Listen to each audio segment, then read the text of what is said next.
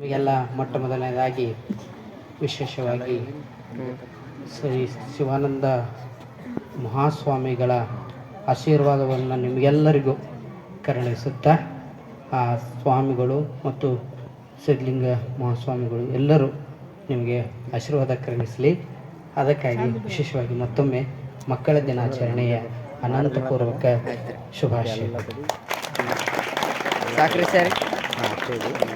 ರಾಷ್ಟ್ರಕಂಡ ವಿಶ್ವಕಂಡ ಶ್ರೇಷ್ಠ ಪ್ರಧಾನಿ, ದೀರ್ಘಕಾಲ ಭಾರತದ ಪ್ರಧಾನಿಯಾಗಿ ಆಳ್ವಿಕೆ ನಡೆಸಿದಂಥ ಶ್ರೀಯುತ ಪಂಡಿತ್ ಜವಾಹರ್ಲಾಲ್ ನೆಹರು ಅವರ 136ನೇ ಜನ್ಮದಿನದ ಪ್ರಯುಕ್ತ ಅವರ ವಿಶೇಷ ಆಶಯದಂತೆ ಇವತ್ತು ನಾವೆಲ್ಲ ಮಕ್ಕಳ ದಿನಾಚರಣೆಯನ್ನು ನಮ್ಮ ಶಾಲೆಯಲ್ಲಿ ನಾವು ಆಚರಣೆ ಮಾಡ್ತಾ ಇದ್ದೀವಿ. ಸೊ ಯಾವುದಾದ್ರೂ ಒಬ್ಬ ನಾಯಕ ತನ್ನ ದಿನಾಚರಣೆಯನ್ನು ಆಚರಿಸ್ಕೋಬೇಕಂದ್ರೆ ಏನು ಕರೆ ಕೊಡ್ತಾರೆ ಹೇಳ್ತಾರಂತ. ಒಬ್ಬ ನಾಯಕ ಬಂದು ಜವಾಹರ್ಲಾಲ್ ನೆಹರು ಅವ್ರಿಗೆ ಹೇಳ್ತಾರಂತ, ನೋಡ್ರಿ ನಾವು ನಿಮ್ಮ ಒಂದು ಜನ್ಮದಿನವನ್ನು ಆಚರಿಸ್ಬೇಕಂತಿದ್ದೀವಿ ಅಂತ. ಆವಾಗ ಸಂತೋಷ, ಆಚರಿಸ್ರಿ, ಆದರೆ ನನ್ನ ವೈಯಕ್ತಿಕವಾಗಿ ಅನಿಸೋದಕ್ಕಿಂತ ನನ್ನ ಜನ್ಮ ದಿನಾಚರಣೆ ಮಕ್ಕಳನ್ನು ಸಂತೋಷಪಡಿಸ್ಬೇಕು. ನನ್ನ ಮಕ್ಕಳಂದ್ರೆ ಭಾಳ ಇಷ್ಟ. ಆ ಮಕ್ಕಳ ದಿನಾಚರಣೆಯನ್ನಾಗಿ ನನ್ನ ದಿನಾಚರಣೆಯನ್ನು ಆಚರಿಸಿ ಅಂತ ಹೇಳ್ತಾ ತಮ್ಮ ಎದೆಯ ಕೋಟಿನ ಮೇಲೆ ಅವತ್ತಿಂದ ಒಂದು ಗುಲಾಬಿ ಹೂವನ್ನು ಇಟ್ಕೊಂಡು ಅವರ ಜನ್ಮದ ಪ್ರಯುಕ್ತ ಅವರ ಆಶಯದಂತೆ ಆವಾಗಿಂದ ಮಕ್ಕಳ ದಿನಾಚರಣೆಯನ್ನು ಆಚರಿಸ್ತಿರ್ತಾರೆ. ಅದಕ್ಕೋಸ್ಕರ ಈ ದಿನ ನೀವೆಲ್ಲ ಸಭೆ ಸೇರಿದ್ದೀರಿ ಮತ್ತು ಮುಖ್ಯ ಅತಿಥಿಗಳ ಸ್ಥಾನವನ್ನು ಇವತ್ತು ನೀವೆಲ್ಲ ಅಲಂಕರಿಸಿದಿರಿ. ಇದು ಇವತ್ತು ಒಂದು ದಿನ ಅಂತ ಆಗಬಾರ್ದು.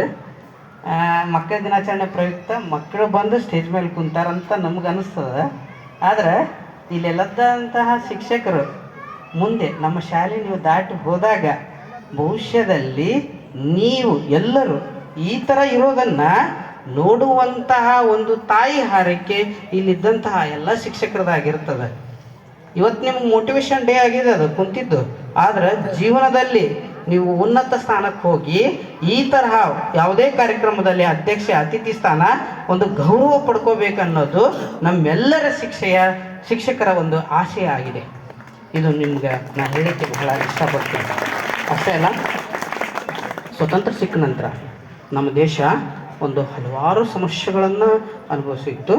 ಅಂತಹ ಸಂದರ್ಭದಲ್ಲಿ ದೇಶವನ್ನು ಒಂದು ದೃಢವಾಗಿ ಗಟ್ಟಿಯಾಗಿ ಒಂದು ನೆಲೆಗೆ ತೆಗೆದುಕೊಂಡು ಬಂದು ಆ ಸಂದರ್ಭದಲ್ಲಿ ವಿಶ್ವ ಬಲ ರಾಷ್ಟ್ರಗಳು ಮತ್ತು ಪೂರ್ವ ರಾಷ್ಟ್ರಗಳು, ಪಶ್ಚಿಮ ರಾಷ್ಟ್ರಗಳು, ಎಡ ರಾಷ್ಟ್ರಗಳಂತ ಒಡೆದು ಹೋಗುವಂತಹ ಸಂದರ್ಭದಲ್ಲಿ ಬಂದರೂ ಕೂಡ ಭಾರತ ಒಂದು ಸ್ವತಂತ್ರವಾದ ಒಂದು ಏನಂತಾರೆ ಅಲಿಪ್ತ ನೀತಿ ಅನ್ನುವಂತಹ ನೀತಿಯನ್ನ ಇಡೀ ವಿಶ್ವಕ್ಕೆ ಭಾರತ ಒಂದು ಅಹಿಂಸಾ ರಾಷ್ಟ್ರ, ತಟಸ್ಥವಾಗಿ ಉಳಿಯುವಂತಹ ರಾಷ್ಟ್ರ ಅಂತ ಗಟ್ಟಿಯಾಗಿ ಭಾರತಕ್ಕೆ ವಿಶ್ವದಲ್ಲೇ ಒಂದು ಸ್ಥಾನವನ್ನ ತೋರಿಸಿಕೊಟ್ಟಂತಹ ಒಬ್ಬ ಮಹಾನ್ ನಾಯಕ ಯಾರಿದಾರಂದ್ರೆ ಅವರು ನಮ್ಮ ಪ್ರೀತಿಯ ಪ್ರಧಾನಿಗಳಾದಂತಹ ಮಾಜಿ ಪ್ರಧಾನಿಗಳಾದಂತಹ ಪಂಡಿತ್ ಜವಾಹರ್ಲಾಲ್ ನೆಹರು ಅಂತ ನಾನು ನಿಮ್ಮ ಮುಂದೆ ಹೆಮ್ಮೆಯಿಂದ ಹೇಳ್ತೇನೆ.